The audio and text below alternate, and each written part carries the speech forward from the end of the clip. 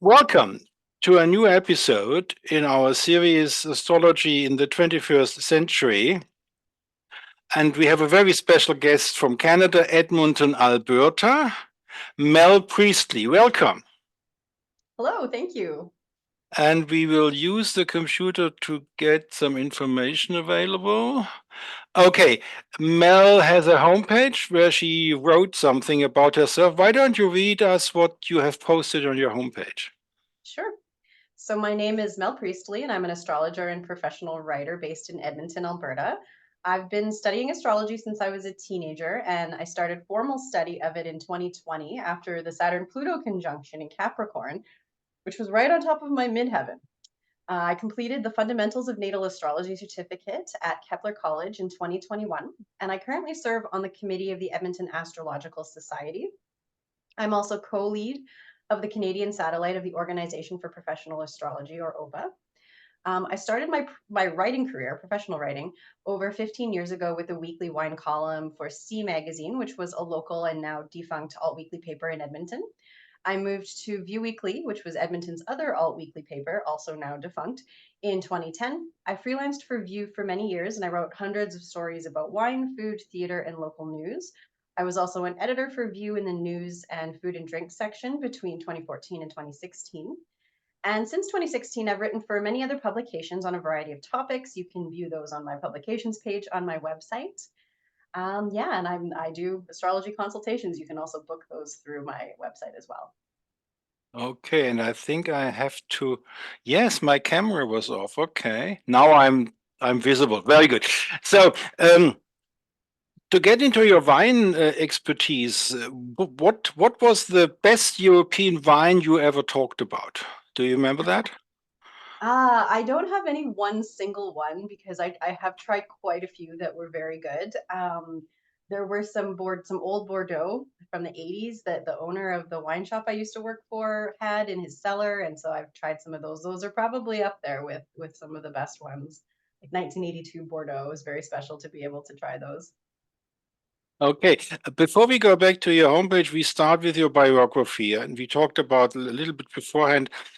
Before you met astrology, you met Wicca. Could you tell us about that? You were born Mhm. 1984, I believe.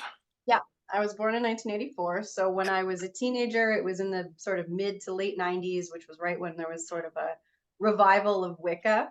And so Okay. I was right in the age range, I guess, for a target audience Okay. for that You, stuff. you were So you were born in Canada, I suppose? yeah, yeah, right here in Edmonton. Yeah, Okay. And you have been there all the time. yeah, yeah. Born and raised. Yeah, never So stepped away. what happened with your teenage years and Wicca?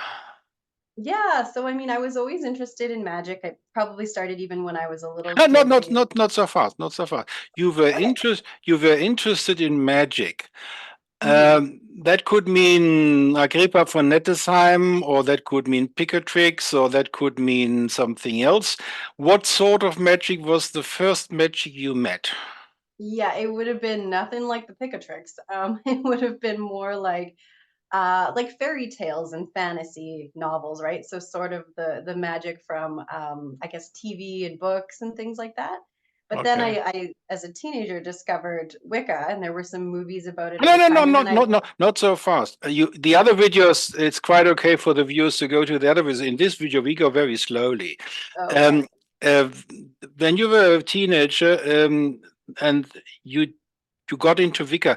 Wicca is a tradition in England. It would be gardener. In America, it would be somebody else who created the Wicca in the 50s.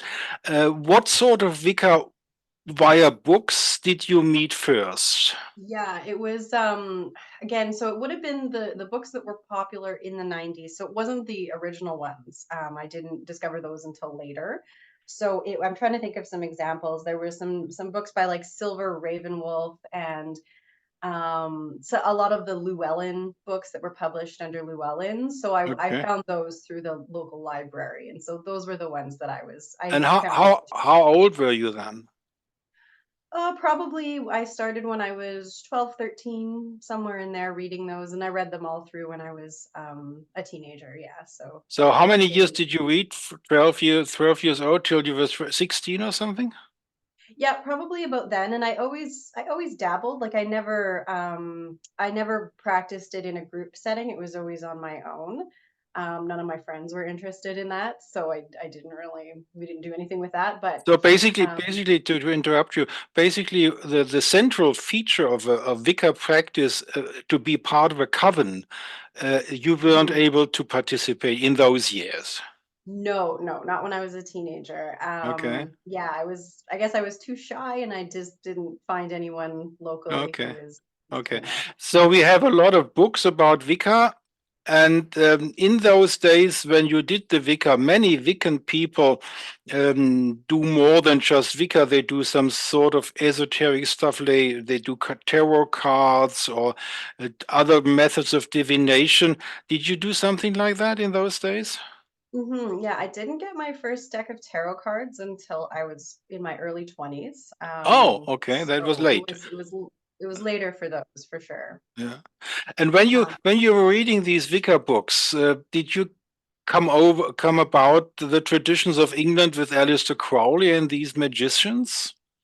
Not Crowley so much. So I definitely read some of the stuff that like Gardner put out originally, and the Okay. Farrars. So there you So met I the Gardner tradition. Okay. Yeah, so I did discover that later on. Okay. But again, I was mostly just playing around with simple like candle magic spells and things like that on my own. So Okay. no group ritual setting at that point. Okay. So we have a lot of book information, and you are Mhm. 16 now. In those years, you did go to high school in Edmonton. Yep. How did the high school friends react to your interests? Did they I kept it react? pretty I kept it pretty quiet. It Okay. wasn't something that I shared even with my best friend. She wasn't super interested in it. And, it Oh, didn't really come up a lot. In grade 12, I remember, so when I was about 17, I did have a friend who lived in a house that I swear it was haunted. It was pretty spooky, and there was some really bad energy there. And I was sleeping over one night, and we heard lots of noises in the basement, which she heard all the time. And so later on, a few months later, I did a cleansing of her house. Although at that point, I really didn't know what I was doing. So all I did was bring over some cheap incense and some little crystals I had, and I tried to do a smudging of her basement. I don't really think it was very effective, but I tried. So that was maybe one of the first times I did that. One of the only times probably I did that with like someone else, with a friend. Yeah. and you did that because of your book information. You didn't have somebody Mm-mm. who taught you that. No, no, I just learned that from books and came And to Wicca. then high school ends, and you have your high school diploma, I suppose. Yep, yep. What did you do then? I took a year off because I wasn't really sure what to do, and then I ended up going to university again here in Edmonton, so to the University of Alberta, and I got an English degree, English literature degree, and Bachelor of Arts. Bachelor of Arts. Yes, Yeah, yeah. exactly. And then during university, I was working at a wine store, which is how I got into wine. And afterwards, for about a year, I worked in the wine store until I moved into the finance industry, where I still am for a day job. Yeah. And there our paths sort of meet because I've been in Edmonton with Treasury branches of Alberta in the Edmonton head office. Does that still exist in Alberta, Treasury The Alberta branches? Treasury branch. Yeah.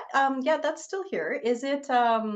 So it was also finance, I guess, right? Like you were Well, working. it was a banking system. It will Okay. it Yeah. is Mhm. like saving banks in my country, more or less. Yeah. Yeah. Okay. Yeah. How long were you in Edmonton? 3 months only. It was Okay. a student exchange when I was Mhm. studying here for law in Tübingen, and there was a program for people who were interested to do an exchange with Canada, and I was lucky to get a place, and Yeah. Edmonton was the place I chose. So your finance industry. What was your job you got there?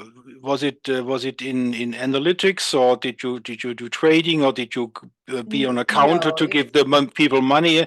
yeah, no, it's a client management role. So it's working with group like pension plans. So it's more on the like administrative and governance type of support. Yeah. Governance type of support, is that you are an employee of the government of Alberta? No. So governance, like, so helping people manage their group retirement plans. So the companies that have pensions for their employees. So I'm working with them. And you are still working in that capacity today? Yeah, that's my day job. That's Yes. your bread and butter job. Exactly. I Uh, have a Taurus rising, so I like things to be very stable and yes. secure. So I haven't ever gone full time with freelancing writing. I was writing this whole time and then, practicing astrology, but I never wanted to make that a full-time career. So when you were in the finance industry, when did that start? When did you get your degree? How old were you then? I got my degree in 2007, and then I started in the finance in 2008. And at that time, was that the time when you tried to find a coven? Because in another interview with you, you talked about trying to go into a group of Wicca. Was that I after did, the? yeah. No, that was much later. I actually only did that very briefly in 2016. It was when I got involved with there as a local group. Uh, And it was really only for like a short amount of time, less than a year. and At a briefing. it wasn't as nice as you expected. You No, indicated. it wasn't what I wanted it to be, so I moved along pretty quickly. Was it a coven with 13 people? No. It was a loose collection of people. I did a couple group rituals with them, but there was a lot of power politics at play, and it turns out there was a lot of drama, and I just came in new, just, thinking, yeah, this will be great. And then I discovered all this other, background and bad blood, and it was like a witch war, and I just didn't want any part of that. So I didn't stick around very long. They were much more interested in they wanted to have a really like a public sort of church, I guess, and then there was power plays over who was going to control that. And anyway, I just wanted to do private rituals, which is what I participated in a couple times. But yeah, so that was kind of what happened there. What was your impression of this group you were part of? Was there real magic available, or were you the only one who had a real approach to magic, or all the other people were just sort of ignorant?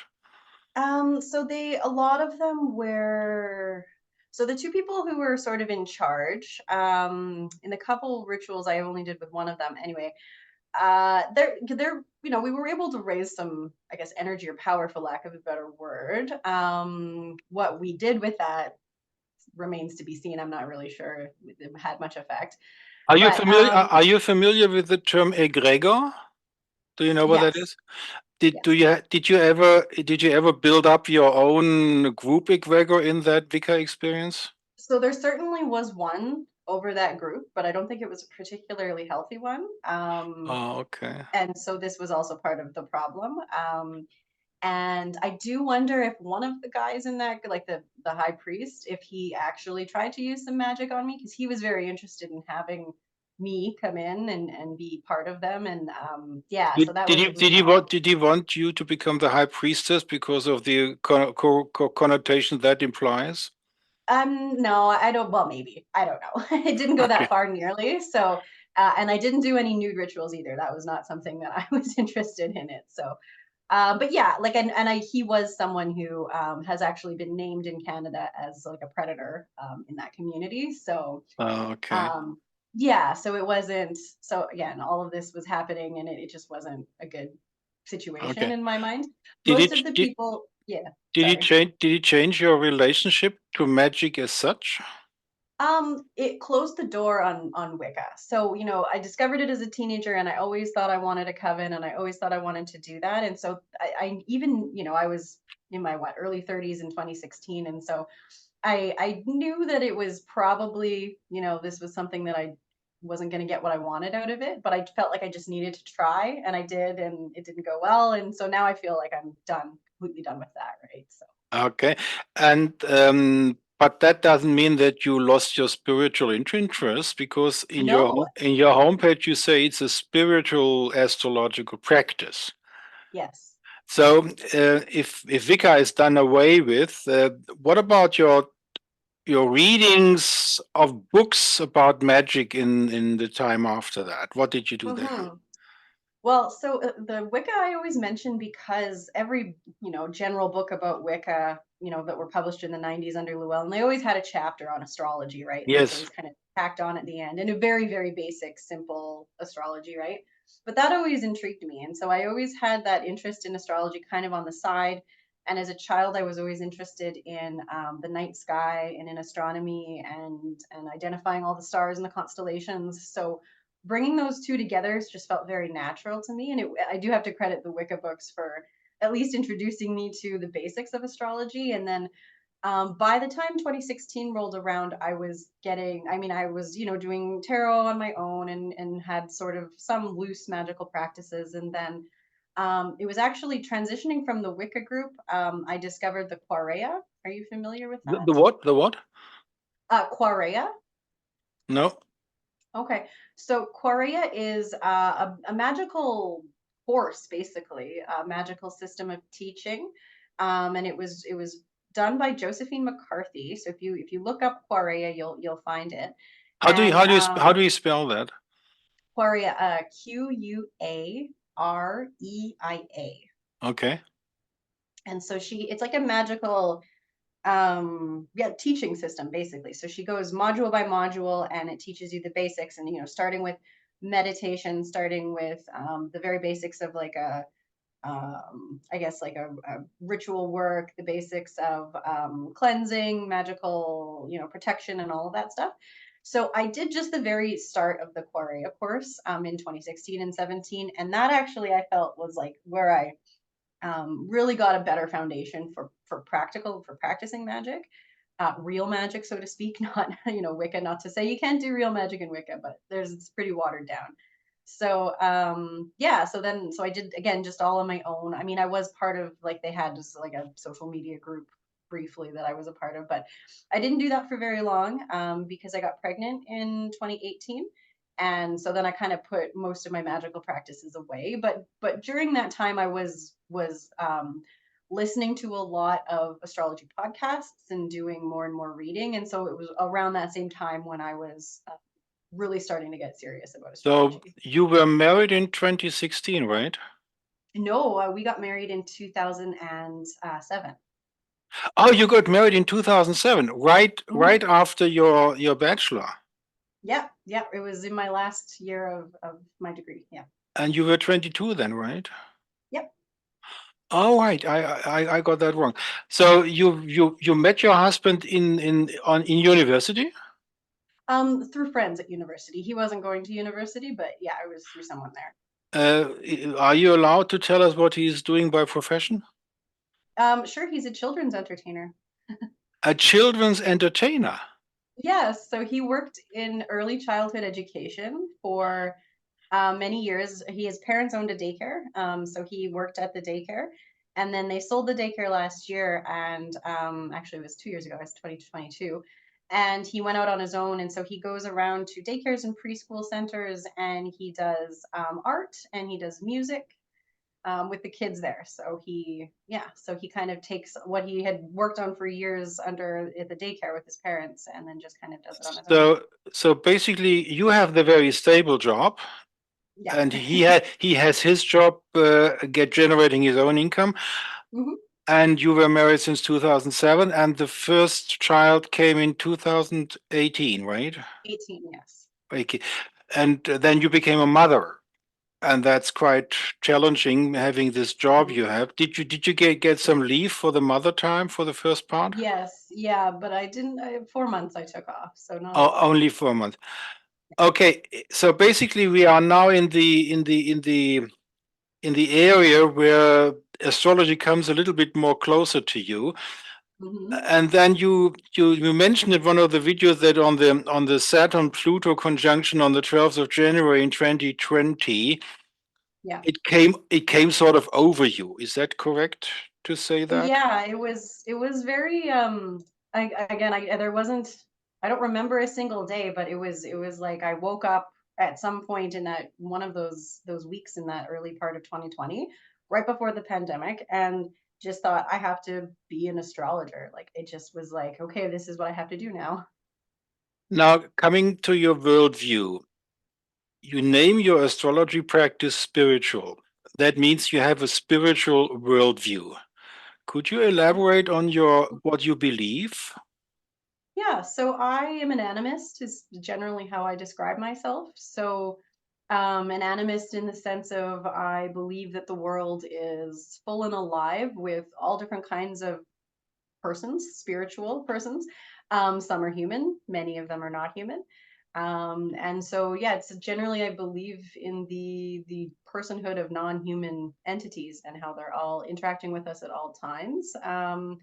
Whether we know it or not. So basically, I live in a live universe. So then that extends to the planets as well.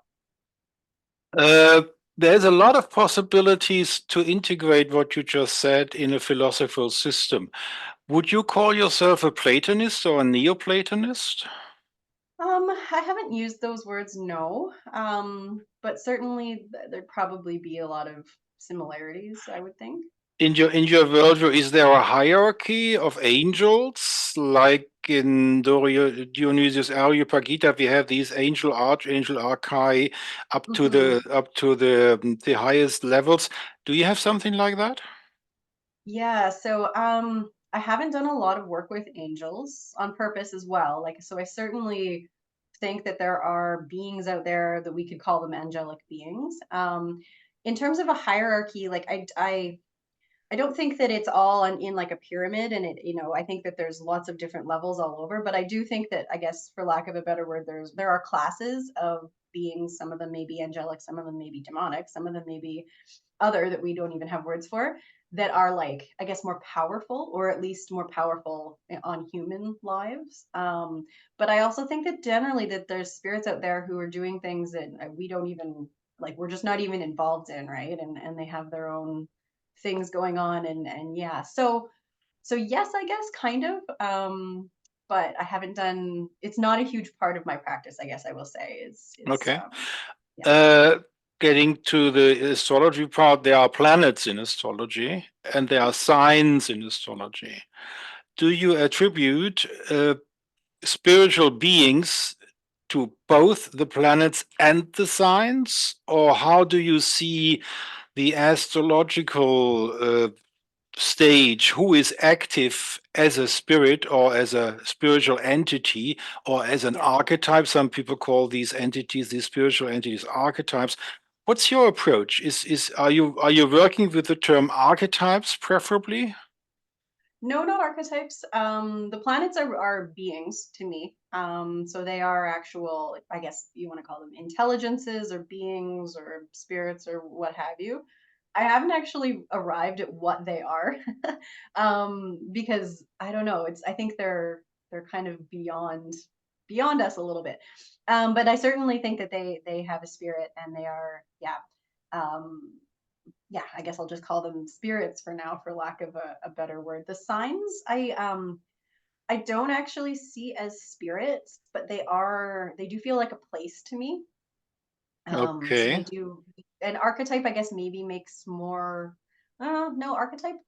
I don't like that for signs as much. The signs more feel like like an actual place. Like if I okay, guess yeah. okay. Um, 2018 and then 2020, then this it feels like an angel whispers in your ears, you have to become an astrologer, something like that. Yeah, maybe.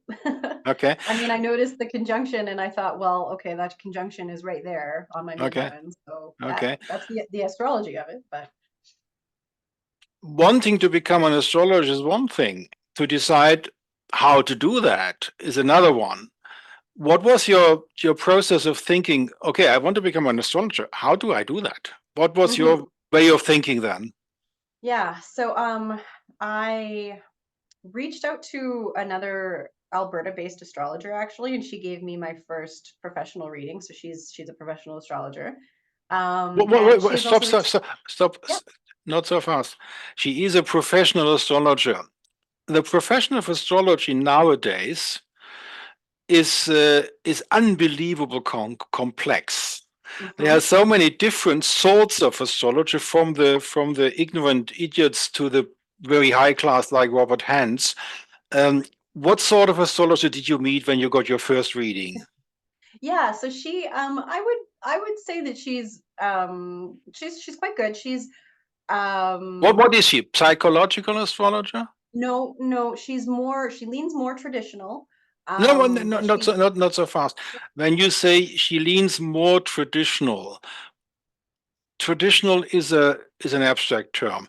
Some mhm, people say as traditional astrology is Hellenistic astrology. Some people say mhm, traditional astrology is Arabic astrology of Baghdad of the 9th century. Abu Mashar comes to mind. Some people say traditional astrology is Renaissance Bonatti astrology. Some people mhm. say traditional astrology is William Lilly. Now, it could be that the concrete person you visited combines all those traditions, or she is one of those four, or she combines two of the four aspects. Yeah. What's your impression? What is she?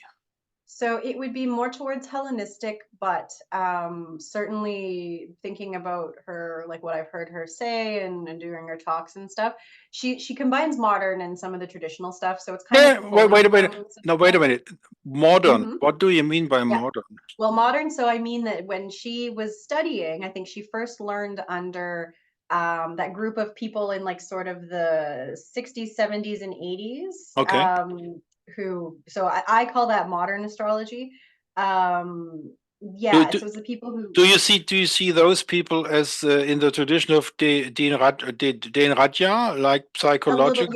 a little bit, but like in people who came after a lot of psychological overtones for sure. But Okay. she's not a psychological astrologer though.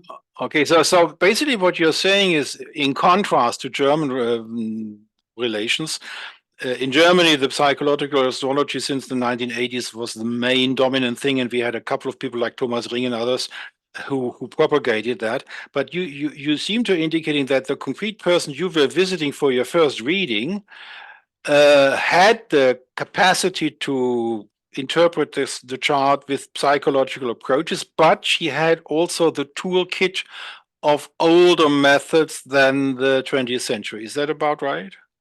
yes, that sounds about right. So, It's okay, very eclectic, I guess. It's hard to pin people down, and I'm the same way where I don't think you could put me in any of those yeah, boxes because I'm kind yeah, of yeah, pulling yeah, from different areas, right? yeah. Did she use the outer planets? Yes. She did. Did she have a 1.5 hour session with you, or how long did it Yep, go? it was about that long, yeah. How did you feel after the session was over? I felt pretty good. And it was, she didn't give me any major insights into my chart. I would say that I didn't necessarily already have. Because by this point I had been doing quite a lot of serious study on my own. But she did point out a few things that were interesting. But what she was really more of a great resource for, because she teaches. I asked her questions just through email, about like where should I get?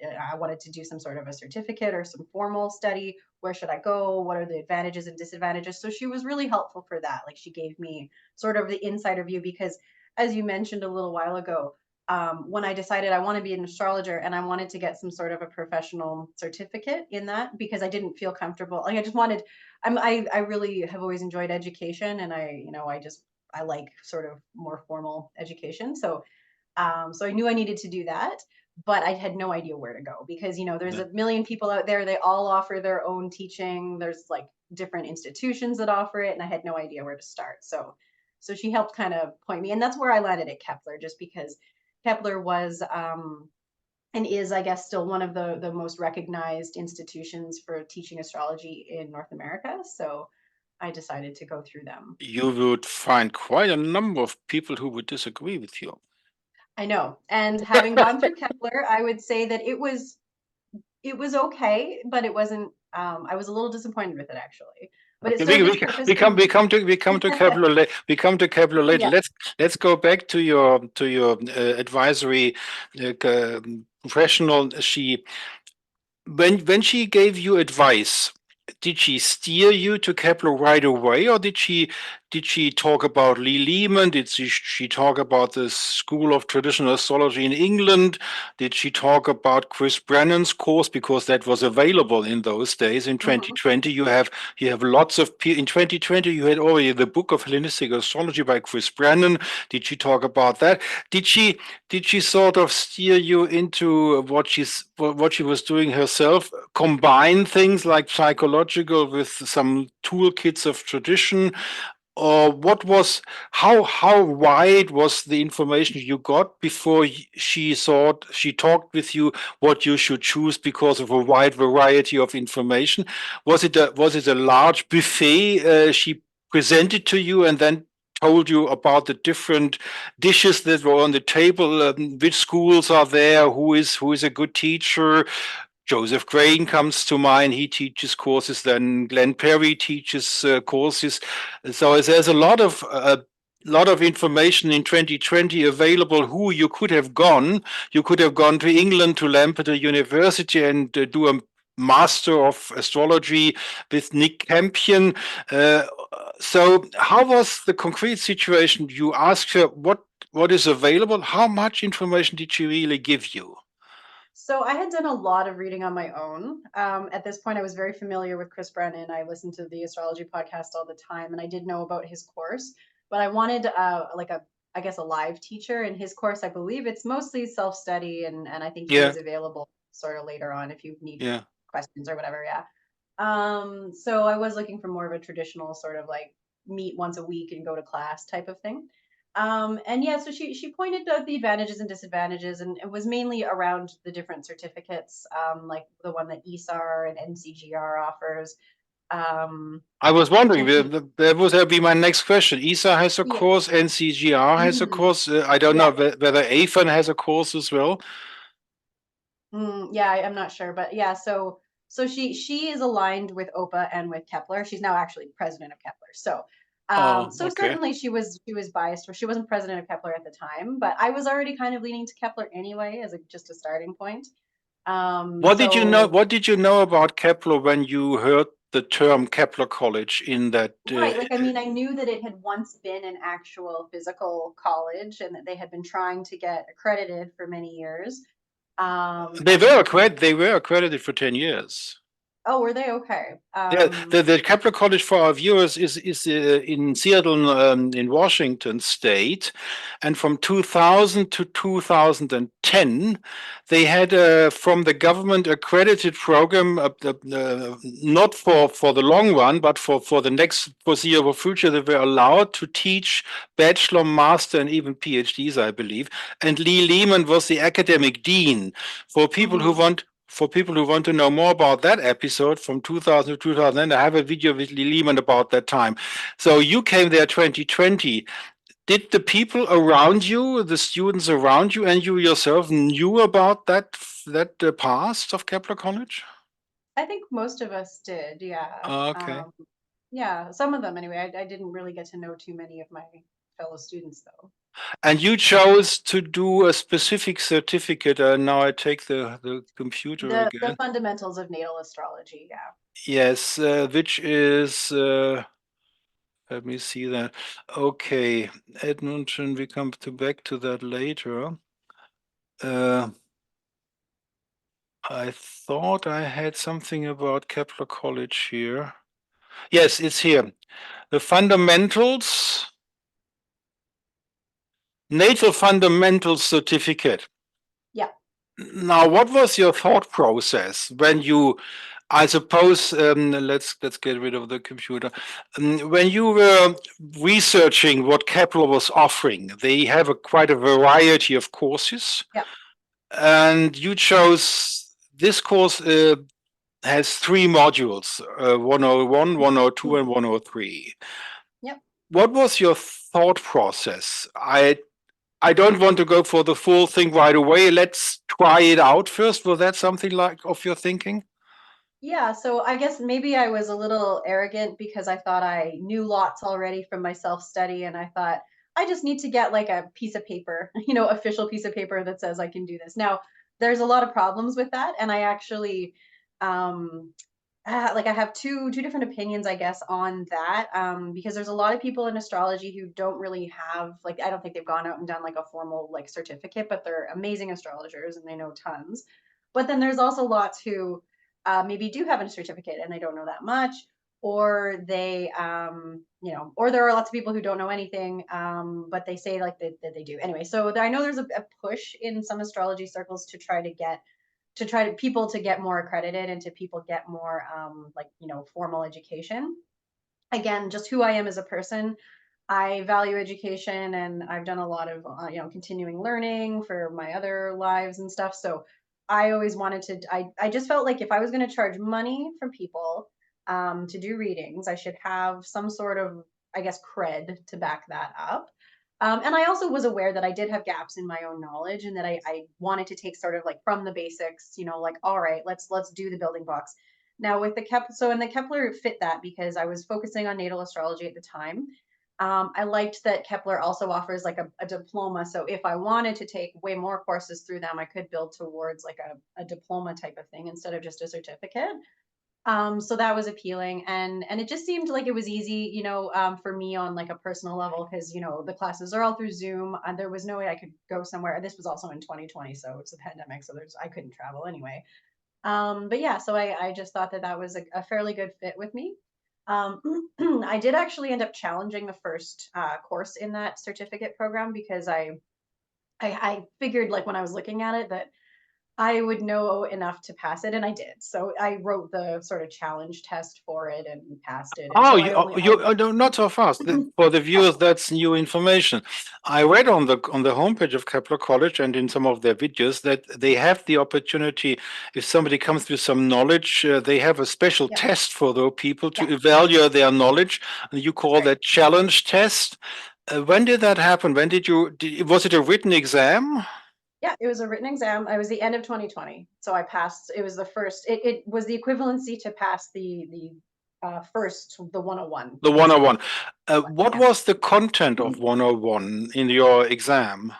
So it was very basic, right? It was answering question. I'm trying to think of what the actual questions were. Of course, now I can't remember, but it was write a description of Pisces, or like what this planet in Pisces means, and then like there was a sample chart that you had to sort of analyze, and very basic questions like that. Was the questionnaire in the way you look at this special chart, which is part of your exam, but we don't want you to synthesize the chart. We just want to pick several questions. What does this planet in Pisces mean? What does this planet in Aries mean? And what does this aspect from planet A to planet B mean? Or did they Yeah, want, or did you have to write a whole delineation of the chart in the end? now I'm trying to remember if I wrote a delineation for that or for a later one. I definitely did that for later courses. There was a multiple choice section for that one, and then there was also a few like shorter written answers. So I don't think there wasn't a big written Yeah, okay. section, but they were like Okay. like paragraphs. Yeah, And that was in the end of 2020. yeah. When did you contact them? Because So your whispering of the angel was in January of 2020. yeah, so it was 2020 then I spent was like finding out where to go and continuing and like what I wanted to do and doing some serious self-study. So once it was probably sort of halfway through 2020 when I decided I picked Kepler. And I, decided to do the challenge test. And so I spent a couple months just doing some really like more serious studying every day on my own. Okay, And then not did so that. fast. That's very important. You did a serious studies on your own. That is the situation I'm in right now, because I Mhm. have a bookshelf of books and have to decide Yeah. which to read first. How Yeah. how did you find about what books you should have in your possession? Did you buy them or did you lend them? Yeah, so I bought them, and I remember feeling frustrated about that because I was kind of blindly grabbing at the beginning. Like I'd buy a book and then I didn't really like that, and I buy another, and so I did spend some money that, if in hindsight, I wouldn't have bought certain books, and I still haven't read them, but whatever, that's what happens. But when I picked Kepler, that actually helped because I just bought the No, no, books that were on. we are not in Kepler yet. We are Well, in no, the but that's how I picked the books because when I decided that I was going to challenge that 101 course, I just But bought that, all but the books on the reading that was list. at the end of 2020. Right, but I bought the books on the reading list for 101 first, and I Well, read through all now of those. that's a little scramble. Let's start from the beginning. In the January of 2020, the angel whispers to you, become an astrologer. Next step, you do your first reading with this Edmonton astrologer, female, and she gives you information of your chart, and then you start talking with her. What can I do? She directs you into Kepler. When was that? When did the It name was Kepler first came on the table? Oh, I was aware of Kepler from before. I think because of listening to astrology podcast Chris Brennan, Ah, because I knew he had gone to it. So yes, I was yes, I know. So then you go on to the homepage of Kepler-College, and there is a reading list yes, of the essentially. first course. Hmm. Did you buy them all? Yep, Did you read them all? yep. What book didn't convince you? Didn't convince me. Yeah. There was I can't remember now. I could find it in a second actually, because I'm now curious. It was someone by it was a modern astrologer. Um,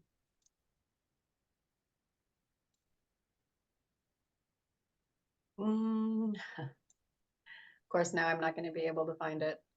Oh, it's no problem. Was it only one book you were dissatisfied and all the others were okay? No, there was a few that I bought, and it wasn't necessarily all through Kepler. There were some that I just kind of found on my own. I Yes, don't even okay. remember Okay. how, and bought But it. And yeah. let's take the Kepler approach. When you have the reading list of Kepler, do you have the impression that Kepler has a good reading list for the 101? Um, yeah, I know they're trying to cover their bases. The books that I really appreciated from them was they have a couple from Charles Obert, and I really enjoyed Yes, his style, and I like that his more traditional, obviously, approach. And so right. yeah, That's so important. that I thought was great. That's important. You are mentioning Charles Obert. I did an interview with him about Plato.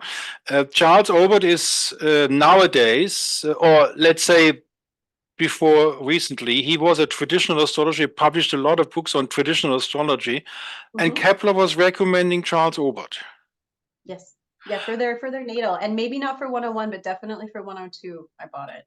Okay, so let's go back to 101. We come back to Obert in 102. In 101, did you have the impression that there was a percentage of traditional content already there, or was that more, let's keep it off the students that there is traditional astrology, let's teach them psychological astrology?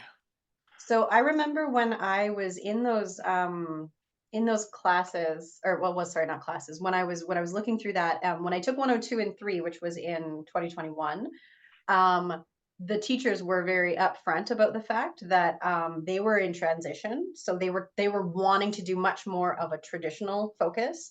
And so when I started it, like 2020, 2021, I think they were going through that.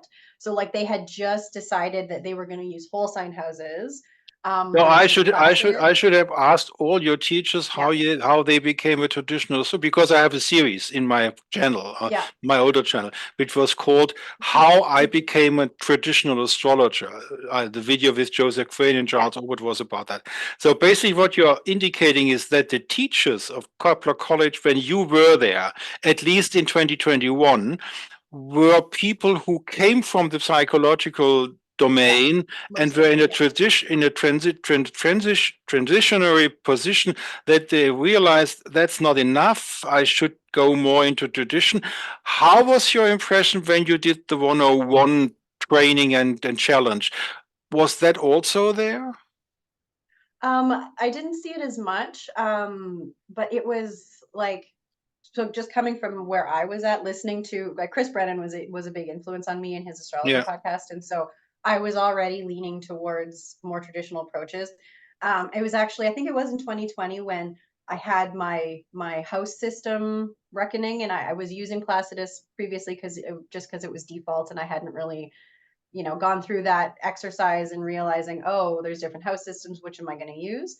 And so made that decision to switch to whole sign houses just on my own in 2020. So I was already kind of on that path, and it seems like Kepler was also realizing that they needed to move in that direction just because of, I guess, where the world was going in the astrology world. And it just, And that's well, and that's also I think it works better, That's quite frankly. that's very. I was talking to a friend of mine in Tübingen this morning. We were discussing the problem how important the movement of astrologers who are doing traditional astrology like you, how large that movement is. And he said in Germany there's nothing like that. We don't have a movement traditional. Oh, So there are two people in interesting. Besta. There's two or three people in Germany. That's it. We don't have traditional astrologers in Germany. He said. I'm not sure whether he's right, but that was his Yeah. position. And I said to him, Okay. I don't think that's the case with the Anglo-Saxon sphere. I think in Australia, in Canada, in America, the number of people who practice traditional astrology is much larger than you could imagine. He said, "No, you're Mhm. wrong." People like I quote him. No, it's not my opinion. I quote Chris Brennan is brainwashing a few people, and they crying. They are shouting loud. They are shouting loud, and everybody thinks because there's so much noise, that's the main movement. That's the mainstream. In reality, he says, Chris Brennan and people like him are a very small minority. What's your opinion on that position? Yeah, so I mean, it's not just Chris Brennan. I mean, it's Project Hindsight. I'm sure you're familiar with, Yeah, but yeah, which he was a part of, and Robert Hand and them, yeah, right, doing all those translations. I mean, yeah. it wasn't even possible in the English world, I think, unless you could speak, ancient Greek and other languages to even have that knowledge. So that's why I think that has become so popular in the English sphere because they did all those translations to English of these ancient texts. So now we have these primary sources that we can pull from, like, I can read Manilius or Firmicus or whatever. And that's amazing, right? Like 20 years ago I couldn't have done that even, really. So To I make think to that's make to make to make a comment on that, Mhm. um, when I was talking to my friend this morning, I said Project Hindsight. It's very important, but if there would not have been Benjamin Dykes and James Holden, that wouldn't Mhm. have been that much. So we both agree that there's a lot of work being done in translating, even in Yeah. academia. We have a well-known professor in Germany who has a 1,500 pages Habilitationsschrift, which is above the PhD in your country. In Germany, you have to write a Habilitationsschrift to become a professor, which is not the case in your country. He wrote about Hadriana Genitura, a horoscope of the antique times. So the academic people are in translating. We have Wolfgang Hübner. We have David Just in München. So there's a lot of university business done. And there's a lot of translating being done by Benjamin Dykes. Question to you, is my impression correct? Besides Benjamin Dykes, outside of academia, not so much. Yeah, I feel like I don't have a good enough sense. Like I'm in my little corner of the world. I can tell you that I'm a member of my local group, the Edmonton Astrological Yes. Society. All of the people in that group, so they're like, I would call them modern astrologers. They learned under a woman who she's passed now, but she learned the psychological type of astrology, Mhm. and she kind of taught a lot of them that. So like they all use Placidus. They make fun of me for using whole sign houses. They do like a teeny bit of some traditional techniques, but really not much. They don't really pay attention. They like a little bit, maybe they'll look at dignity, but barely. So we kind of, it's friendly, but we kind of You help are each other you all the are the time. you are the fringe freak traditional astrology in Edmonton. Well, I'm sure there's others like me, and I have, when we did an event last year, there were some other, and they were younger actually too. They were younger than me even, who I think they are practicing more traditional.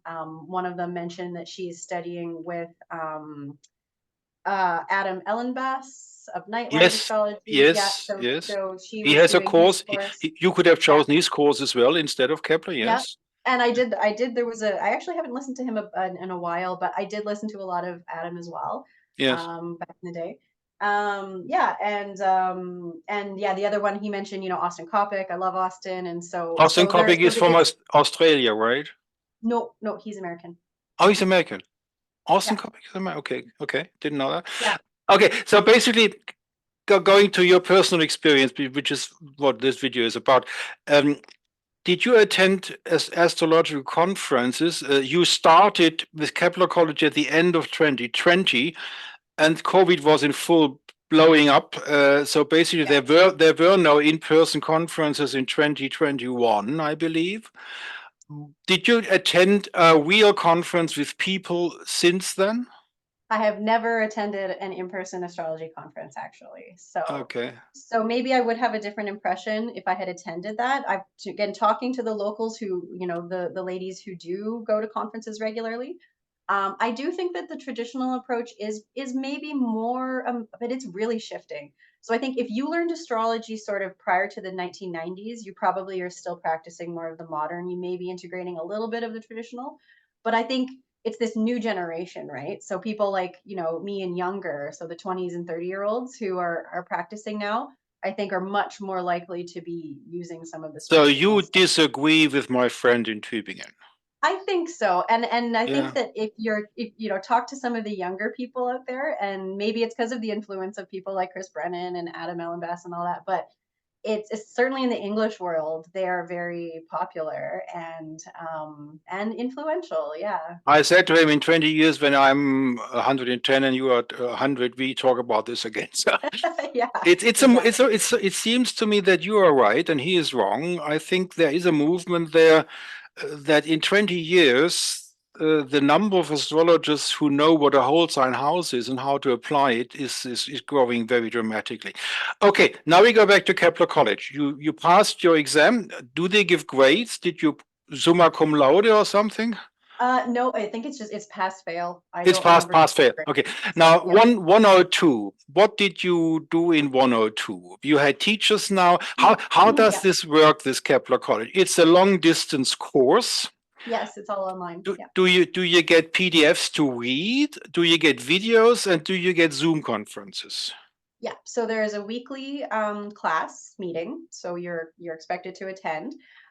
There is homework every week, so you're expected to do some readings, and they assign them from the books as well. There can be other handouts like PDFs that they share as well. What does that mean? Um, Do you send your homework to them? yeah, you have to file your homework by a certain date, and they do Okay. review them, and they give you mark on that or feedback, I guess. And then there was also a component where you had to post on, like, interact with the students on the forums, right? So helping each other, asking questions and things like that. So yeah. So what were the subjects? What did you learn in So 102? yeah, so in the first one, like it started with like the philosophies a little bit, talking about, some of the philosophical backgrounds for astrology very briefly. And then Did they talk about Foclos and Plotin or Plato? no, No. I'm not really familiar with that. Plato very briefly. But it was more about, yeah, it was just kind of reading, and they're trying to, they're trying to cram all of the history of astrology into like one course, so, or one section even. But So they wanted to cover. what does that mean? What is about what time amount are we talking here when you This talk was about like a week. So it was like in the first week, it was like, okay, let's talk about fate versus free will. That was the big thing, right? What do you think about that? what do you There think was a about bit of. let me I have a series running free will in astrology. I had people like Joseph Crane and Richard Harness on that. It's on my other channel, Astro Talk. Um, I will integrate you now in that series because of our talk today, just for Sure. what we are talking right now for the next couple of minutes. Yeah.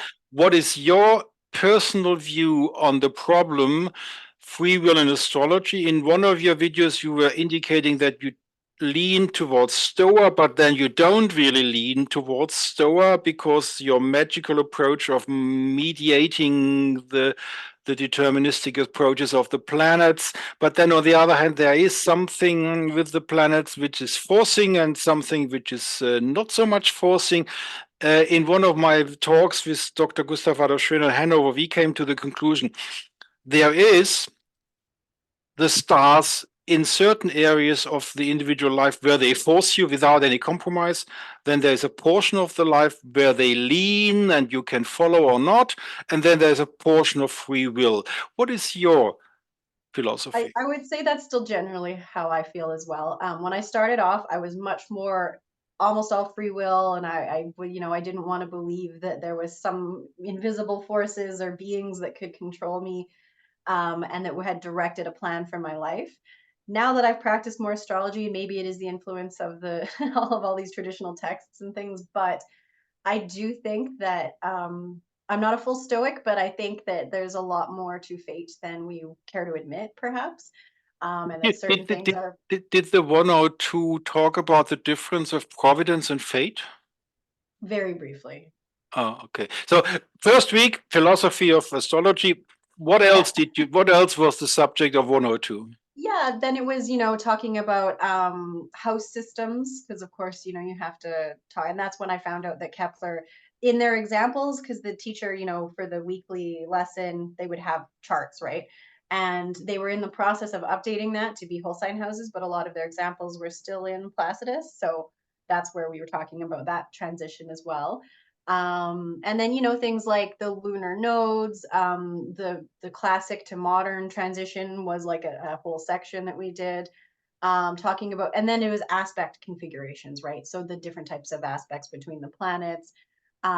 We did briefly on like fixed stars and the dwarf planets, but like very very very briefly. Yeah, so it was mainly focusing on interpretation. Like it was because again it was natal astrology, so the goal was to get you to a level where you could comfortably or more comfortably look at a chart and interpret it for someone. If you would be from the government and you would have to evaluate the quality of the course 102, what would be your verdict? I think like they did a decent job with it. It's hard, like I mean, I haven't taken hardly any other formal courses from people, so I'm not sure what the material is like, but Um, I thought they did okay. I guess I thought it would be maybe more rigorous, but for my purposes, it was fine. And it did help me realize that I didn't know I wasn't as comfortable interpreting a chart as I thought I was, in terms of sitting down with someone and saying, okay, here, let's look at your chart. What does it mean? Right. So Okay, it was useful for that. in 2021, 102, you wrote an exam, I suppose. Yeah, for both of them. I did both of them in 2021. So now we are in 103. What was the subject there? Yeah, that one was again more advanced and that was better. So I liked that. Like it was talking about dignities and annual perfections and some other things that came from traditional astrology. Like there was the nautical paradigm. I think that was it Robert Hand or one of the other, I can't remember now. But so things like that, aversion, and then focusing on like uh we did derivative houses. So again we're focusing on practical But experience with that that. sounds very much like traditional cool kit. Yes, that one was We are much more now we traditional. are now light years away from psychological astrology. Yeah, there was in 103 in particular, there was like pretty much no psychological, like maybe a bit, but I don't really remember any Would it specifically. would it be fair or unfair to call Kepler-College a school for traditional astrology on the examination level of um 103? I think they were certainly moving in that direction, and I'd have to look at what their updates have done because they've done a lot of that, and now Yeah, that the new president's yeah. come in.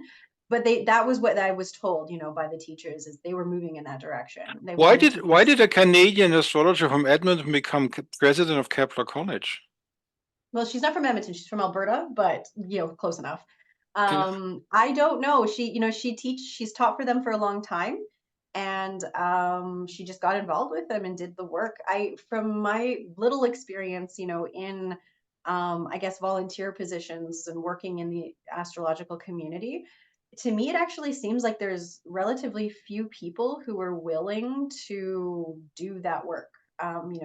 People maybe want to be an astrologer, they want to practice, but they don't want to actually lead an organization. That's it's a lot of work. And yeah, and a lot of people, they may think they want to do that, and then when they actually have to put in the time, they're maybe they just don't want to, right? Yeah, Dr. Niehenke was president of the German Association for Astrologers from 81 to 91. he said in the videos, I did 22 hours video with Peter Niehenke about his time, and one part of it was about his presidency. He said, we're talking about 50% of your time for the job. I could see that. Yeah, Yeah. that's a lot. Yeah. Okay. You passed 102 and 103. No grades, just pass and fail. You passed all. Basically, you passed all three: 101, 102, and 103. What was your feeling when you had the certificate of 103? I'm ready now to do consulting against money, or did you say, oh, that's not enough, I can't start right away? What was your Yeah, feeling? so I was in a like an online just a private sort of chat community, and talked to people who were also interested in astrology. And yeah, I was thinking, okay, maybe I can do consultations. And so I remember having my first, it wasn't even an official consultation, but someone asked a question and I had a set of private messages with her. And she's asking very personal questions, about her mother's health and things like that. And that made me realize, oh, actually, hold on a second, who am I to like offer advice? So that was part of why I did the Kepler in the first place. But then I thought I should take some sort of consulting skills training, because when you sit there in front of someone and even through a screen doing their natal chart, you're doing astrology, but a lot, it's very similar to counseling. And I think this is why there's been so much crossover between psychology and astrology. It goes hand in hand. It makes sense to me. But I'm not a professional counselor or psychologist, so I thought, I better get some experience just working with people on that level to be comfortable with, if someone wants to bring me very personal things, that I can actually respond, empathetically and professionally and whatnot. So I contacted or got in touch with OPA, so the Organization for Professional Astrology, because they do consulting skills training. And I did just a section of that. So they want you to do lots more. It's a whole thing.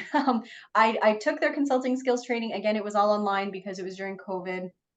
So they normally would do it in person, but that wasn't available at that How, time. how, how did So that how did that work? Did you have a personal mm, mentor, sort of supervisor? there was two leaders of that, and then there was maybe, was there 10 people or 12? Like, so it was this fairly small group of people, and the two leads. And then we spent, was it 6 days of like full days or half day? Anyway, it was a bit intensive, right? So it was like 3 or 4 hours a day for several days, that And we what were what happened? practicing. What happened there? Did they simulate a counseling situation between the two students and they were supervising, or what did they do?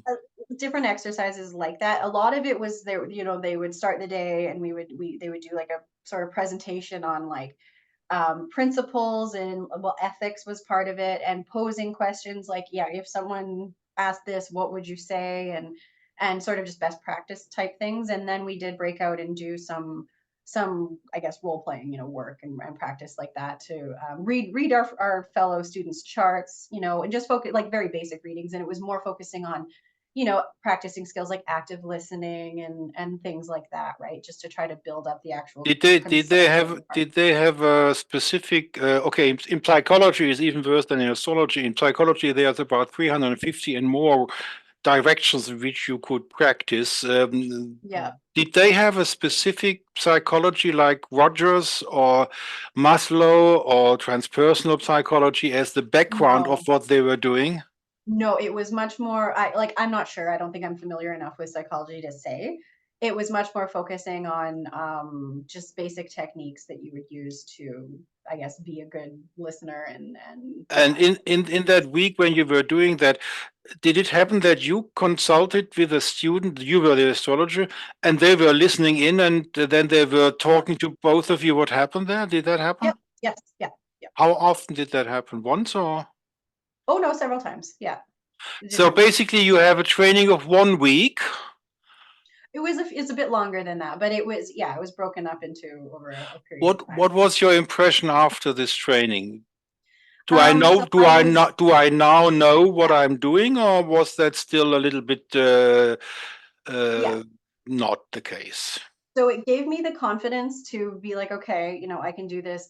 I don't want to say anything bad of that, especially I'm involved with Open now. I lead their Canadian satellite. But I did feel like that consulting skills training was, well, they want you to take it several times to get like certified in it. And I did feel like once I had done it once, I don't know what value I would get over doing it multiple times, other than to have a piece of paper that I could say I'm now certified in this, right? So, and I did disagree with some of their approaches on some of the things. Again, this maybe the people who were leading it were coming from much more of a, like, I would say, modern astrology background. And so there were certain things that, like, they would, I think they, I'm trying to remember if she said this, yeah, like never ever predict someone's death, like that's right out. And That's now I don't do that. I that's don't do that, but there's a lot of length of life techniques in traditional astrology that one day I'm going to dive into. I don't know if I'll offer that to clients because obviously you're walking into a minefield if you predict someone's going to yes, die. yes. But It's a minefield in German-speaking countries yeah, too. Yeah, the official organizations are very touchy about this yes, sort of and anything to prediction. do with, again, this is just because of where we are in the world. Anything to do with sex and gender and all of that, they're wanting to be very, very careful. Again, it's kind of funny, like maybe because I'm younger and also because I have a corporate day job, so I've done lots of this training anyway. Like I don't need to be told don't be racist or don't be sexist. Like it's kind of like duh. Like, but I guess there are some people in the astrology world and the rest of the world who do need to Yes, like yes, yes. told these Okay. things, like so. Okay, you are a member of OPA, I assume. Yes, yes, I am. How much do you pay per year? Oh, now I don't remember. They always offer discounts and I sign up. I want to say 80 to Okay, $100, that's good somewhere in enough. there. Yes, Yeah. 100 Canadian dollars or US Yes, dollars? yeah, it's Canadian. They give the discount to the Canadians actually because our dollar is not very great. So I tend to sign up when they offer a discount because it's, yeah, So the it's Canadian. around about $100 membership fee. After this training, what else do you do in OPA So because I'm a Besides paying the fee? yeah, so the fee gets you, and now I feel like I shouldn't have even mentioned the fee because I'm actually not sure. We leave Um, that open. People can look it up on the OPA. yeah, they can look it Oh, up. yeah. I feel like it's around $100, but I honestly don't remember. Yeah, okay, but what Um, do you do with OPA? What's your yeah, why are you let's ask this way. Why on why am I a earth member? is a younger person willing to be a member of an association? The structure of these associations comes from the Earth period, and the Earth period is no longer around. We are now in the air period, and Hmm. membership of this sort of structures is sort of it's gone. It's no longer valid. Why are you still member of an organization like that? Well, I do think there's still validity to it, or else I wouldn't be here. But I did just kind of fall into it. I mean, then there's so many organizations, right? And it's so easy to sign up to all of them, and then you think, what am I doing? So, like, I'm also a member of ESAR, and I have to say, I do basically nothing with ESAR. So I'm questioning whether I'm going to continue that So you're just membership supporting them myself. with money, not using any of their services. Essentially, yeah. Well, and I know they're redoing their website. I haven't gone back into look that they have resources, but I honestly just haven't had time to check it out yet. With OPA, so that you do get to, they have their talks every year that they do. So monthly talks, and you get to go, well, free, part of your membership. They have a magazine that they put out, and it's extended for the members. So I glanced through that. Again, there's so much content all the time. I do have a list of recordings of past speakers. What's your impression about OPA? Is it 80% contemporary psychology, which the term I use from Elena Avila, instead of modern astrology? Because modern astrology is basically 1700. I say contemporary astrology for the psychological approach. Would you Yeah. say OPA is 80% psychology astrology? They try to cover all their bases. So it's hard to say. If you're talking about the people that they have do their talks every year, I do notice that they do try to cover like a lot of different areas. Like they'll have someone do Draconic or Uranian. They'll usually have someone do a Vedic, and then they'll have some traditional. So I feel like they try to mix it up as much as they can. Um, Doesn't that annoy you? You have to listen to things you don't want to hear. No, but I see that's the thing is I have actually, I wouldn't call myself a purely traditional astrologer. I came out really strong in that field. I actually have been hybridizing a lot. So I have started looking at charts again in like Placidus and different house systems just to see. It's also very interesting to see, especially at my latitude. So I'm at 53 degrees north.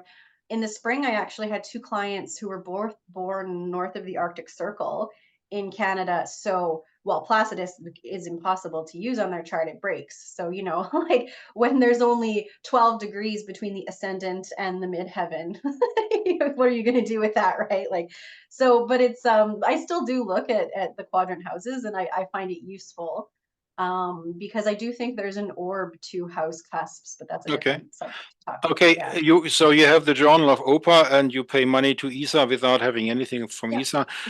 Well, maybe one day.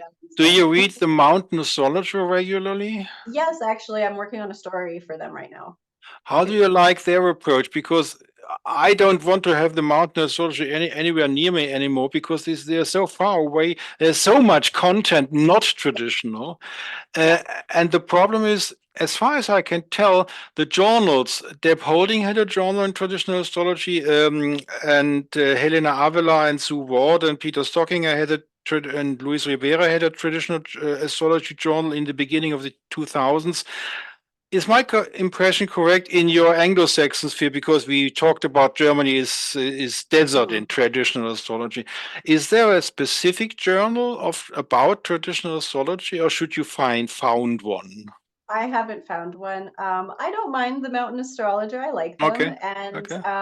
I actually like getting a sampling of different stuff, even if I'm not really interested in it. Okay. I don't want to just close myself off and only focus on traditional. Like, I'll read anything, and I may read it and go, I'm not going to do anything with that, but that's okay. But we do remember that you are not a full-time professional astrologer. You are a Yep. financial professional. Yep. And if you take 24 hours of your day and you have children, how many children do you have? Just one child. Yeah. One child, you have a husband, there's breakfast time, there's dinner time, there's friends. Do you have personal friends, or are you just a recluse? A few, but mostly online. I don't see a lot of people in person anymore. Okay. How does the workday look like? We are talking now, it's about 10 o'clock to 10:30 in your country, in Edmonton right now. How does your everyday day look like? Why can you talk to me right now and not be in the office? Because I took this week off work. Very good. So if you don't have holidays, how much time a day is occupied by the financial profession? Too much, and not enough astrology for sure. Yeah, and my day job has gotten very demanding over the last year for sure, and this year looks to be the Is it same. from 9 to 7 or 9 to 5? 9 to 5. Yeah. Now I do have the option to work from home about 3 days a week, which is good. Okay. So I can stay caught up on, home chores, right? I can do the dishes on a break or whatever, right? So it's good for that work-life balance. But yeah, astrology often doesn't get. And this is another reason why, I have a list of recordings from OPA and ESAR to watch, and I haven't gotten through them all because I just don't have enough time to do them all. Yeah. So basically, when you talk about doing readings for clients, that has to fit in the hours before Yep. 9 and after 5, Yep. or when you are at home and can do something in between. Yes. So if it's a work from home day, I can fit a reading in, but I do keep my schedule pretty limited, and I don't take a lot of clients because I Okay. just don't have time to, right? Yeah. Me wanting to become a client of yours, we have to talk about that separately. How Yeah. our time zones will fit Yeah. together. Yeah. That'll be the biggest challenge, The honestly. biggest Yeah. challenge. Okay, so basically we realize now that Mel Priestley is a very well-educated astrologer, having basically only time in her free time to do the astrology, because 9 to 5 is a full-time job every day. Yep.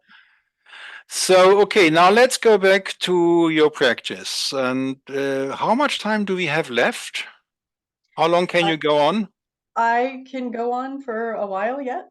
Okay, very good.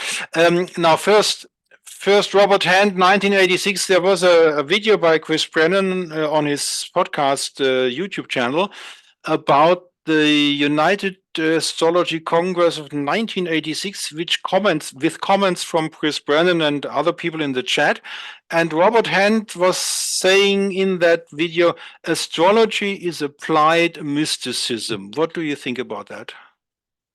Yeah, I would generally agree with that, but I also, again, coming from more of a magic background, and I do some astrological magic, so that's in line with my practice. I don't know. I think there's some people who would disagree with that though, because they're coming at it from a very, I guess, a non-mystical point of view. Okay. Next quote, this is from me. Astrology is a ritual to experience the numinosum, the unknowable archetypes, the children of Nous. This is the highest level of God spheres. An attempt to come into cautious contact with the self, which is different from the ego. What do you think about that? Yeah, there's a lot in there. And it's, yeah, I don't even know what I can say in like a couple sentences about that. Um, it is in line, I would say, with my experience and my practice. I wasn't really familiar with the Numinosum or the Children of Nu, but yeah.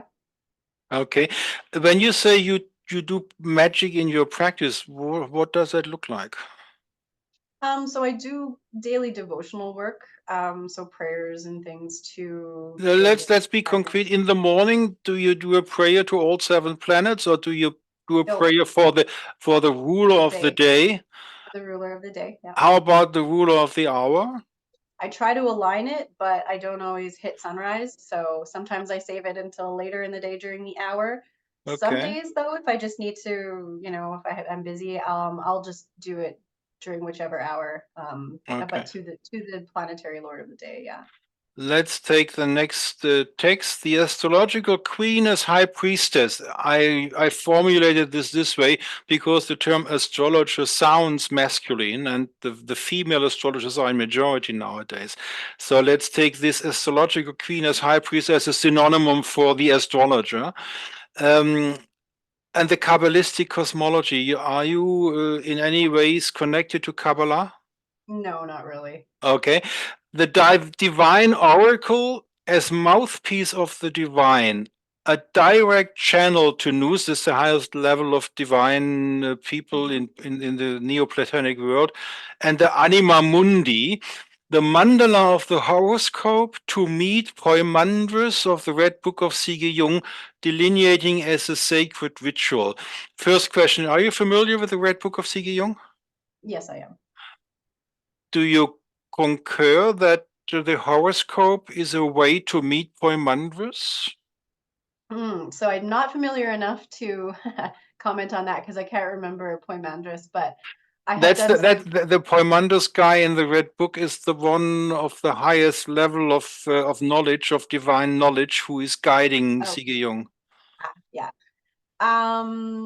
Certainly, I think you could do that. Yes. I mean, I've used the technique in his red book, the active imagining, and there's something to that. And I have done similar techniques to like Journey to the Signs, for example, using sort of Jung's active imagination technique. So yeah, I Okay. think it could help So, you get there. so the recent idea I have problems with the dignities. You have Mm, to attribute points and yeah. you have to add the points and then you get a result, and I don't really know what I'm doing. Now, I had this idea, if I view the horoscope as a living entity of people, basically Hmm. my own people, because that's my horoscope.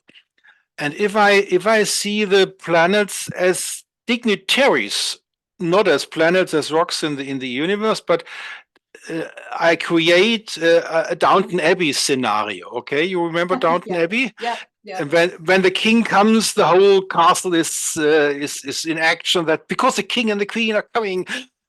Yeah. And if I think of dignities, would you see it possible to see dignities as dignitaries, a planet?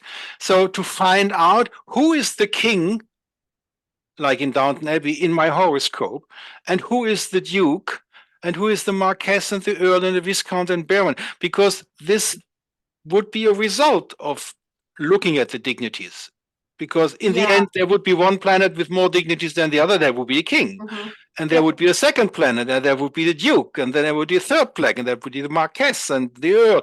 Would you think that's an approach you could go along with? I don't really like that idea because you could end up in a with a horoscope with no kings or queens or anyone. Everyone could just be sort of the common people. Like if you don't have any Well, that planets would that be a are, republic then. yeah, I guess so, yeah. I And mean but that that's that not to that say that, that wouldn't be yeah, a problem because then you had yeah. if you have a chart of that kind, you have to think about that chart in terms of who is Yeah. ruling. So I think that I don't like the hierarchy that's implied with thinking of them as dignitaries like that, with the king and the queen at the top and then the nobility and everyone But underneath. that's what you're doing when you do dignities. You look for the Um, ruler of the horoscope. I see it more as, well, it's true, you could look at it that way. When I total up dignities and things like that, I see it more as like, does that planet have the power to do what it wants to do? And the other thing is having a really dignified planet isn't always necessarily, it could be very challenging for you. If you have a very dignified Saturn, that could be a very restrictive force over your life because Yeah, but Saturn is, it could be a king of my chart. it could, but that Yeah, doesn't mean that it's going to be like good for you, I guess, in terms yeah, of your okay. experiences. It could be Okay, very I was challenging. just curious how you see this idea of mine because Yeah. it helps me to understand dignity, so I will stick to it. So, next question. In Germany, we have a tradition called the Rauhnächte. This is translated rough nights, and it's from the 21st of December, or in other traditions, from the 25th of December till the 6th of Hmm. January. Hmm. It's the night when the veil between the material world and the spiritual world it gets thinner, Hmm. and there is a wild chasing bunch of people coming from the behind the veil and chasing through the villages. And if the people were not doing right, they get punished. Do you have in Canada anything like that from your indigenous No, people? possibly, but I'm not familiar with anything Nothing like like that that. in Canada.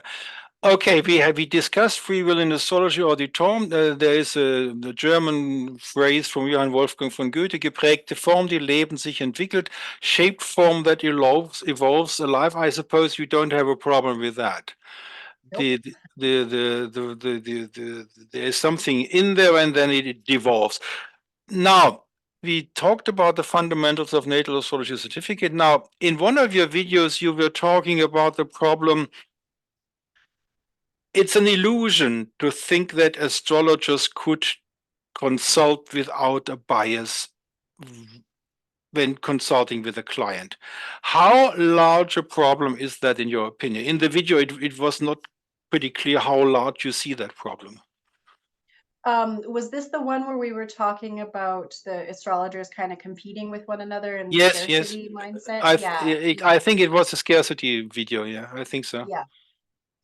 Yeah, no, that's certainly that's present. That's accurate. I actually talked just very briefly with the local group about that, and they said that yeah, like if you get out into the astrology community at conferences, you meet other astrologers. A lot of them do have that very competitive mindset, jealousy, like that type of thing is very common. Yeah. Is my impression correct that in America, at least, I don't know about much about Canada. Those 3 months in Edmonton didn't really give me an impression about the country, what's going on there, and it was Hmm. 1974. Uh, Hmm. when you watch videos nowadays and some conference videos and stuff like that, is there a left-leaning tendency under astrologers politically? Oh, very left leaning, like very, very leftist. Yeah. How do you explain that? Um, I think it's because astrology was, weird and new agey, and I think that it was practiced on the fringe, and so I think that several decades ago, the left was maybe more open to that. So there was and also the types of people who were drawn to astrology may have had left leaning sort of politics in general, just because of there's more women in it, and so they were finding maybe women's, like, I guess, power or liberation in that, right? And it was like a profession that more women did. But yeah, there and just or people who were more spiritual and um, again, this is very stereotypical, but I think that right-leaning people tended to be more, certainly in North America, like more Christian and more like I don't want to say fundamental Christian, but there's some of that, right? I mean, it's more a problem in the States, but there are certain areas where you probably wouldn't want to be public as an astrologer, or you might risk like having some really nasty sort of blowback from the local Christian communities. Like they'd call you like a devil worshiper or whatever, right? So you still, there's still some of that.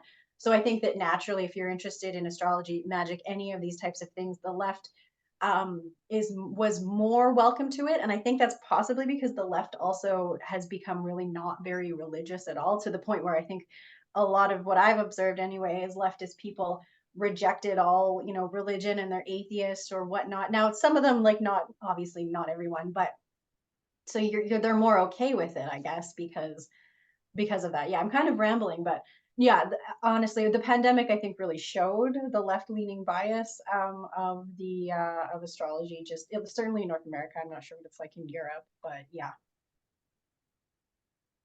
How about to deal with that problem? Because if you have an astrologer with a bias politically and socially, how can you do a correct delineation work?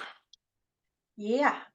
So I mean that is hopefully when you're looking at on a natal level and you're doing a reading for someone, maybe politics don't come into it.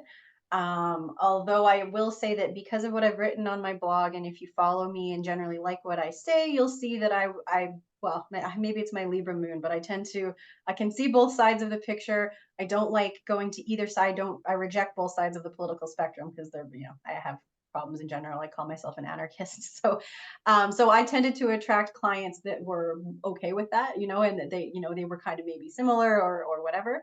But I just keep my mouth shut, really. If I have a client who starts saying things that are very political one way or another, okay, you can say that, and I may completely disagree with you. I'm here to help you with whatever it is that you needed help with in your natal chart, and you know, you're still a Yeah, but person. that's an Yeah. indication that you are not in that area of problems. But there are astrologers who are not able to deal with that like you do. Yes, and it's challenging, and that's part of the reason maybe why I'm also not super interested in going out to the conferences and things like that, because I do feel alienated when the, you know, and now I mean I'm doing this stuff with OPA, and that's more mundane astrology, so geopolitical stuff. And yeah, like I was just on a panel discussion. I presented my take, and then another astrologer, she was very, very left leaning. It was very obvious, and I find that so funny when you're making predictions about the country and politics. It's so obvious what someone, you know, what their political leanings are based on what they're saying, and I'm sure I do it too. I can't help it, but yeah, it is a little disappointing when you see How someone. We'll see this year with the American election, because the astrologers will be talking about that. It'll be very obvious who they want to win based on what they predict and what they say, I think. um, there is a problem of how to get information. Yeah. Well, we had this a couple of years ago that there was a little bit of brainwashing in some media. There is still some brainwashing going on in the world, and I have to be very careful because this will be produced on YouTube, and I don't want to be Hmm. cancelled.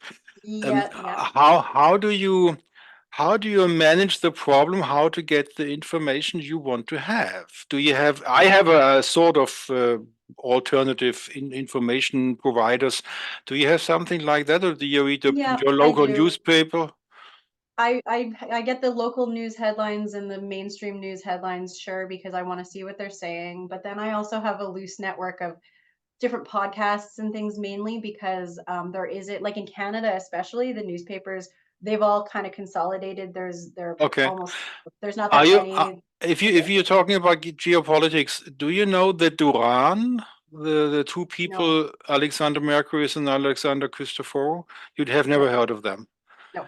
So basically, what is your okay? This is a test. I have information you don't have from the Duran and from Larry Johnson. You don't know Larry Johnson either, I suppose. No. What is your impression of the Ukraine war, how is the situation from your point of perspective? Is it just out of curiosity? You are in Alberta, you are in Edmonton, Mhm. you have a couple of information, but not all the things I have. Yeah. What is your impression about the situation in Ukraine? What will be what Russia will do, in your opinion? Will they sit down for the discussions, or will they see it through? So that's such a loaded question. So again, tapping into my Libra moon, I can see all this. So first of all, I am completely anti-war in general. So anything I say, don't take that as me supporting one side or the No, other, because I think this that's not the whole thing problem. is awful. It's Yeah. basically your Um, evaluate on today's edition of Larry yeah. Johnson. He was publishing a talk the Russian president was giving to wounded soldiers in Russia, and they asked him, "What will be your position? How this should be ended?" And he had a very clear position. He basically said, "There will be no negotiations except they accept what we want." That is a very harsh position Yeah. of the Okay. So Russian that president. was generally my impression of Putin, is that he wants the territory that he wants. I don't think he wants to negotiate, so that makes sense. I also know that Ukraine is very corrupt, and there's a lot of problems there. Now I know Okay. that's being played off politically. Yeah. And I know that Canada is very, very tight with Ukraine. Edmonton actually has a very high population of Ukrainian people. It's like 10% of Okay. our population. So the locals are very supportive of Ukraine and very Okay. against Russia. And I think in general in Canada, we're not a fan of Russia. So they tend to call them, well, whatever. Do Well, they do those people in Edmonton? Let's keep it more personal. Do those yeah. people in Edmonton realize that the expectation that Ukraine has a chance is just an illusion? So it's funny, when this war first broke out, we had our local group, and someone presented some charts and said, the Ukrainian people won't give up, they're gonna win, blah blah blah. And I was just sitting there silently thinking, I don't know, I think Russia has the upper hand here. Now, Ukraine has had tons of money pouring in from all places of the world and stuff like that. And that's the only reason why I think the war has extended so long, is because of all of that Yeah. support. And I don't know at what point. I think it looks like that support's finally drying up. Like there's Yeah. nations can't keep We can giving stop it. We can stop it here. We all can this money. talk. Anyway, yeah. We can talk privately about this interesting Sure, conversation. yeah. Now let's go back to your astrological practice. You mentioned that you personally have Saturn Mars conjunct in Scorpio in the seventh house, That's right. but nevertheless, you were married since you were 22 and you are still Yeah. married today. Now, Saturn Mars conjunction to start with. How do you delineate this combination? Yeah, when it means like part of me wants, well, so my Mars is obviously very dignified, right? So it's a very strong Mars. First question. So First yeah, question. Mars is the ruler of Aries and Scorpio. yeah, Saturn is the ruler of Capricorn and Aquarius. yes. There seems to be a theoretical problem in astrology in the traditional approach. What sort of Saturn do you have? Do you have a Capricorn Saturn or do you have an Aquarius Saturn? And Capricorn, you have a very Capricorn Capricorn. Saturn. How do you find that out that your Saturn is Capricorn and not Well, Aquarius? because of the way he's behaved. No, I that's have a not. mid, I won't yeah, accept this sort of answer. We are on the okay, theoretical. We are on the theoretical side. sure. There is in the theory of astrology a Saturn who rules Capricorn, and there is another Saturn who rules Hmm. Aquarius, and it's not the same Saturn. No, Now, if you don't know anything about the persons you are delineating, in your case, you know what you are and you know what your husband is, and hmm, you can say, okay, this Saturn is Capricorn because he behaves like that. But yeah. if you're sitting in front of a chart in preparation for a delineating session, is there a chance for you before you meet the client to delineate what sort of Saturn is in their chart? Is that possible? Yeah, I think so. So the reason I'd say, so aside from my own personal experience, I have my midheaven and Jupiter in Capricorn, so that sign's already getting emphasized. And then if you look at, so the dodecatomoria of my ascendant, it's Capricorn. And then there's some other, yeah, there's some other Capricorn connections, I guess you could say, in my chart that are not obvious potentially, but it reinforces the Saturn and the Capricorn aspect as opposed to just Saturn in general. So basically what you're saying is, if I want to know what sort of Saturn or what sort of Mars in that concrete chart is, I have to look at all the other bounds, decans, dodecatomoreas, and It aspects. helps. Yeah, it helps a lot. And then also just, yeah, doing the basic dignity for sure. But yeah, looking at the different subdivisions of the zodiac and which signs and planets are repeating in those, that's where you start to notice the patterns coming out, and it helps you realize that. So I'm a Taurus rising, but it's in the Capricorn. Um, it's in the Capricorn, I guess, Okay. dodecatomorea, 12th part of that. Okay. So that gives me a lot more of a like Saturnian sort of undercurrent to the Taurus, right?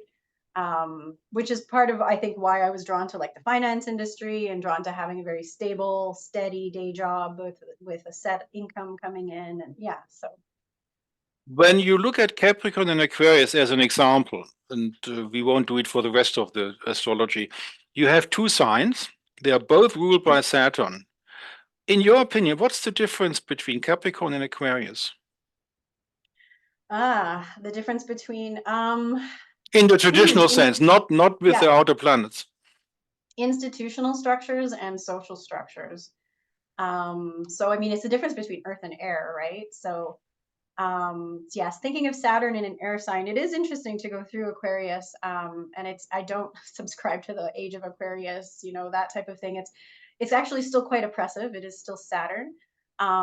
Saturn having very strong opinions over how things should be and how they should be organized, and a very sort of restrictive, I guess, set of rules for how people should organize themselves in a social Basically, level. what you're saying is, if we look at the difference between Capricorn and Aquarius, ruler Saturn, or Taurus and or Taurus and Libra, uh, basically the ruler is much more important to find out about the differences than anything else.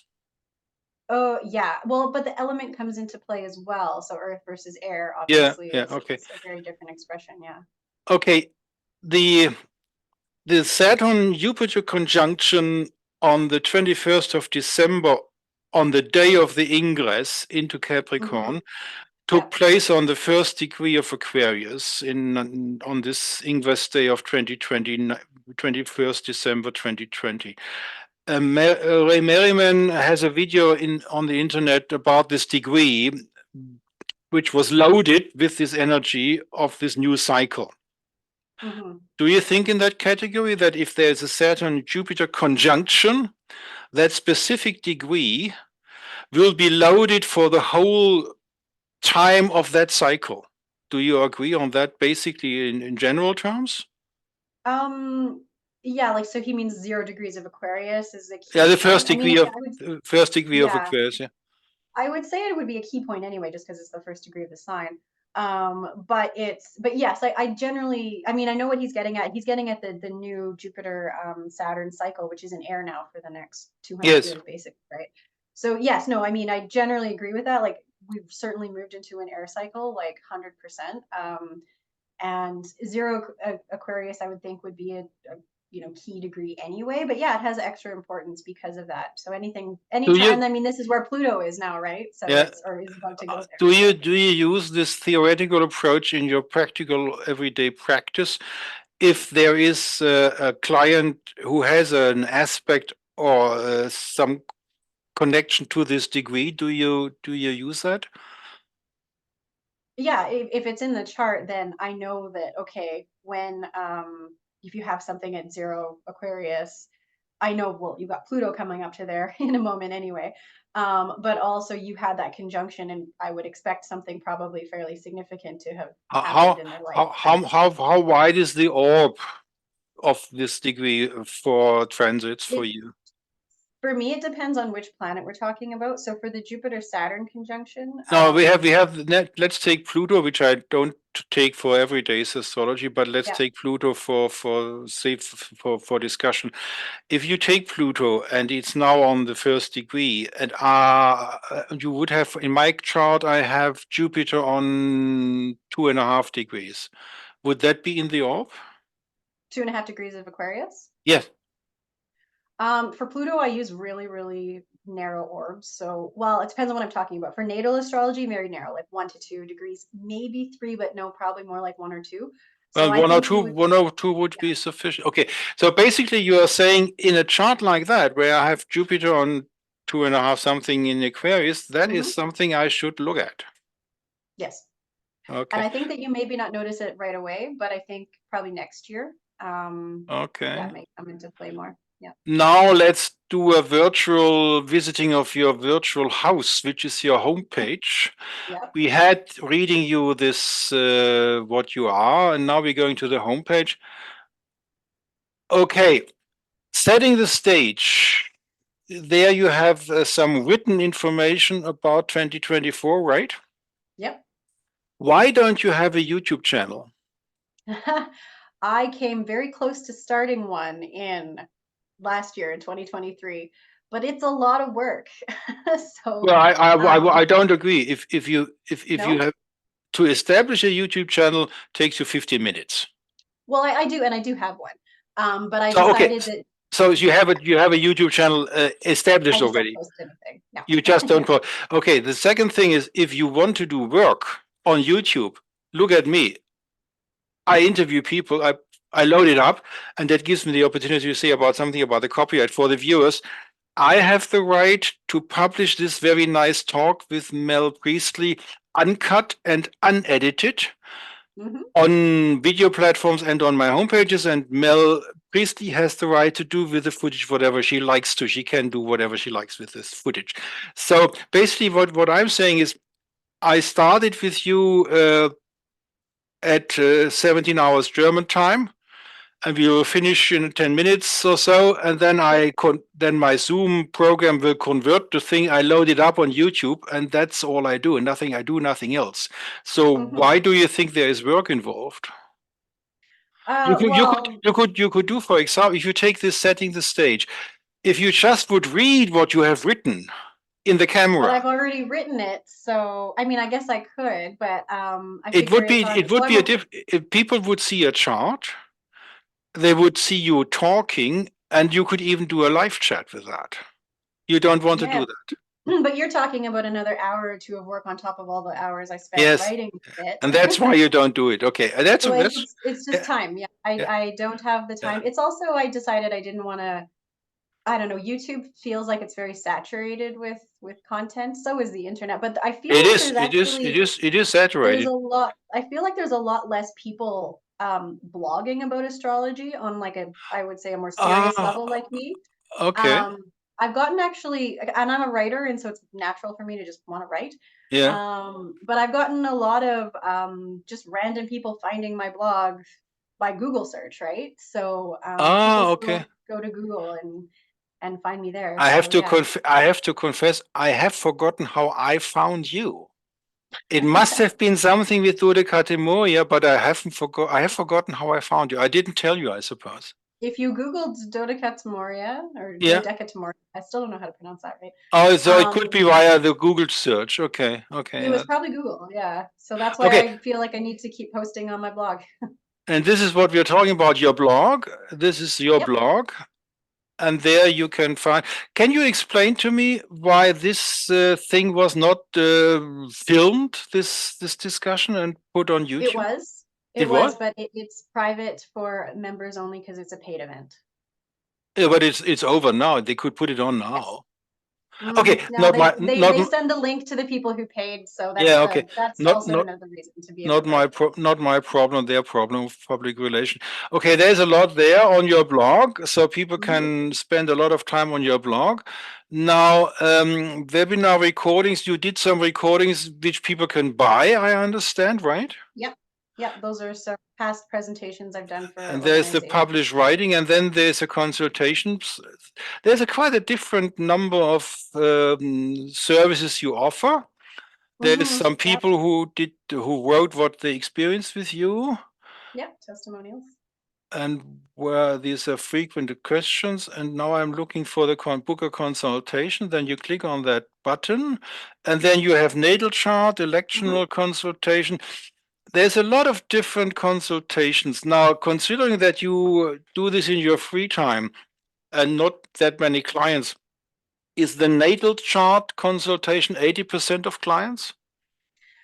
I would say over the past year, it was probably like probably over half wanted a year ahead forecast. But I've been doing this a few years now, so I've had some regulars. Oh, But a lot of people, you mean solar sorry. revolution and perfections? Yeah, but that's part of it. So it's Yeah, looking okay. at, and then I transits and all the rest of it Okay. too. Yeah. So that gives me for a last question. When you do perfections, you perfect a sign more or less, right? And then the planet who is ruling that sign is the ruler of the year, correct? Yep. Let's take Aquarius and Saturn. What does a perfection ruler like Saturn mean? Depends on where Saturn is in your chart and the aspects he's making to other planets. So basically, without the natal chart, you shouldn't think about it at all. Right. You're very limited. And because I wouldn't go out and say, oh, you're in a Saturn year, it's going to be bad because Saturn's bad. No, no, you could have an amazing year if Saturn is really dignified. It's in great connections with other planets. It's able to do what it wants to do. Like you could have a super good year.